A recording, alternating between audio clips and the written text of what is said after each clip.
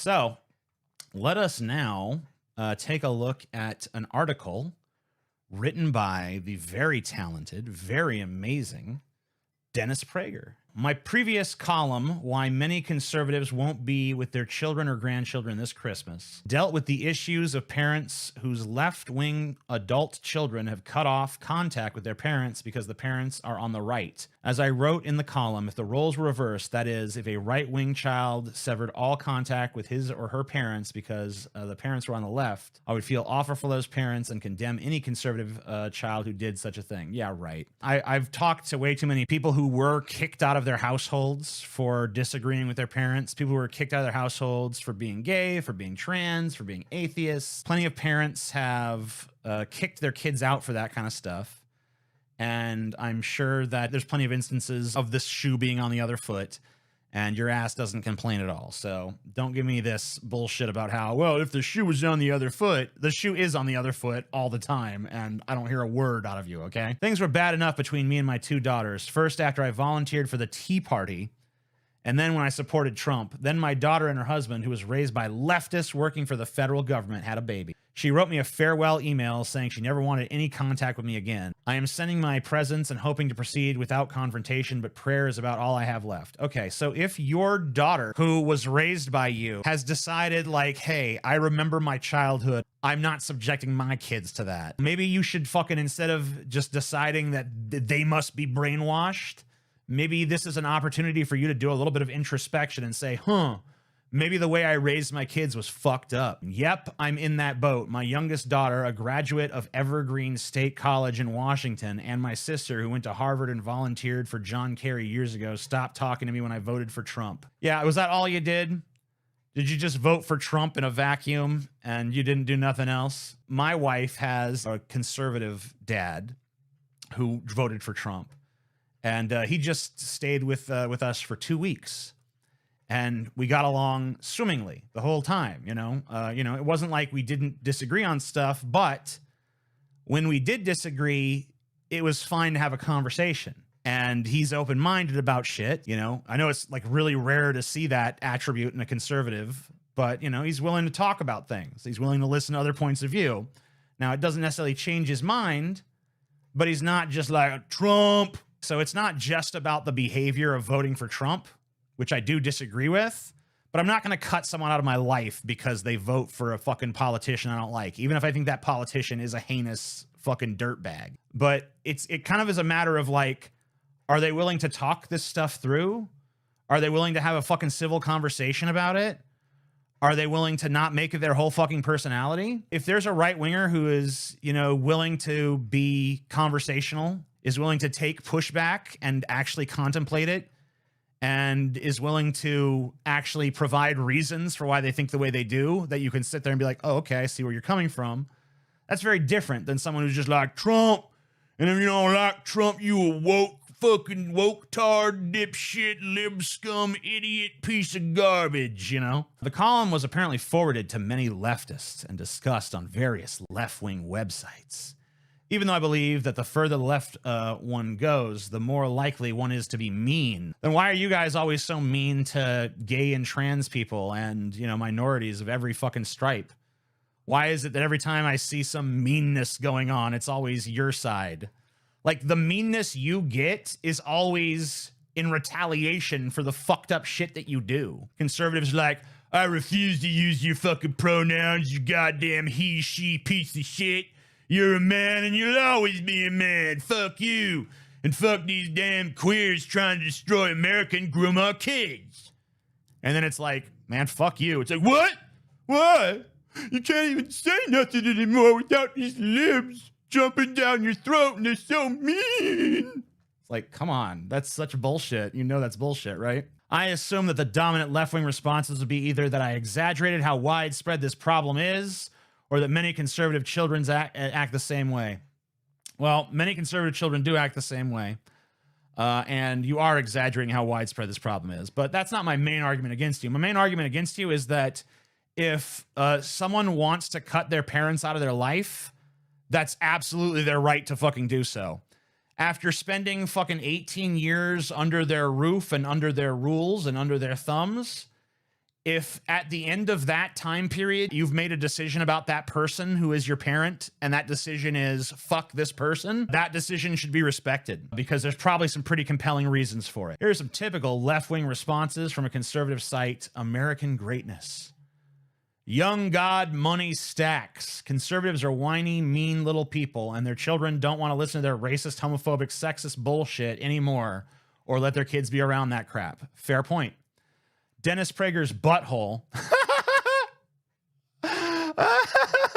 Yeah. This might be the dumbest article I've ever read anywhere. Dennis Prager's butthole is correct. Dennis Prager is not. Luna Chan. I'm sorry, Mr. Prager. You cannot claim after 6 years of Trump being the leader of the Republican Party that meanness is not a central component of the current Republican project.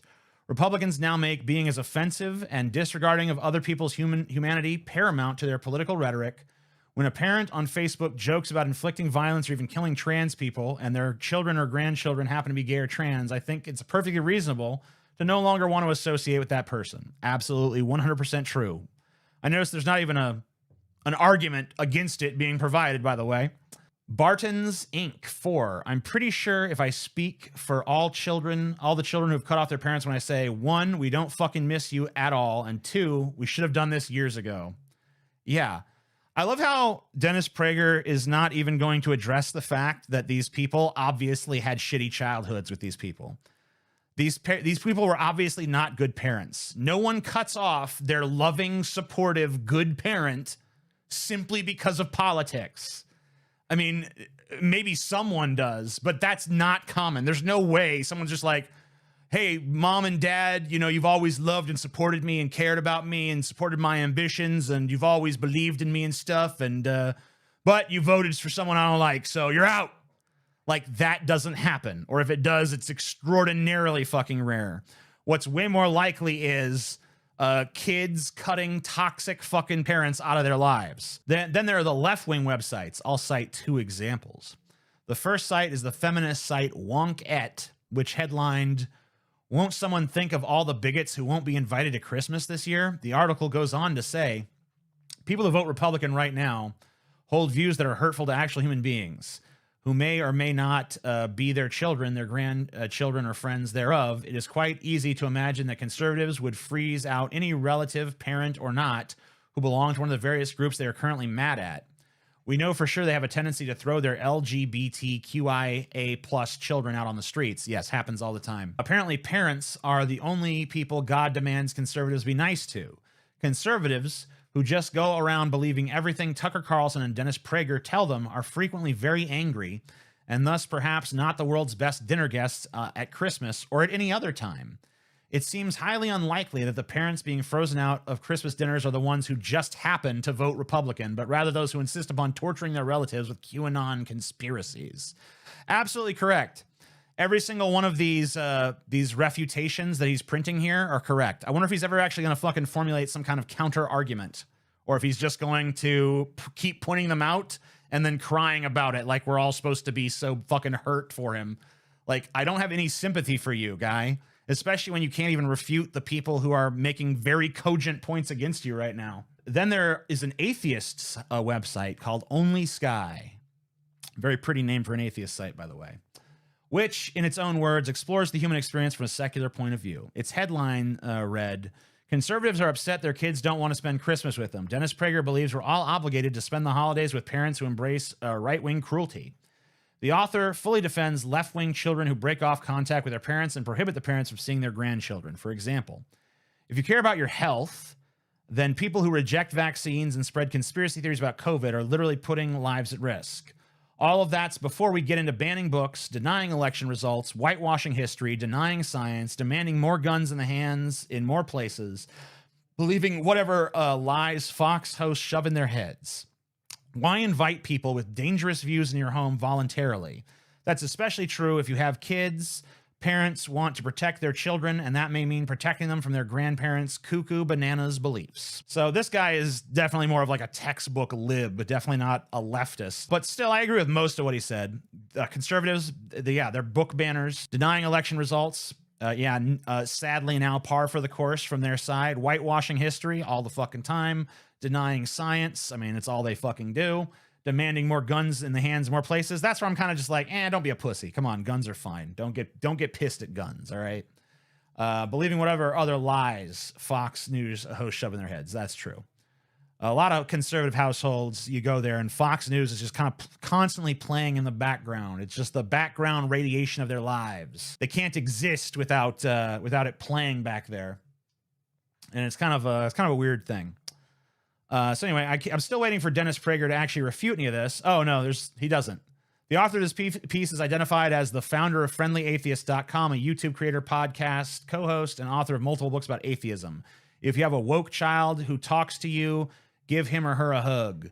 Copyright 2022. So basically, Dennis Prager has no refutation of anything that was read here.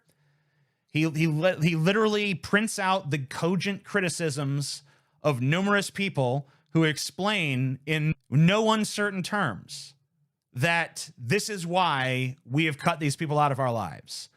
And he doesn't refute a single goddamn thing. He just prints it, points at it, and goes, see?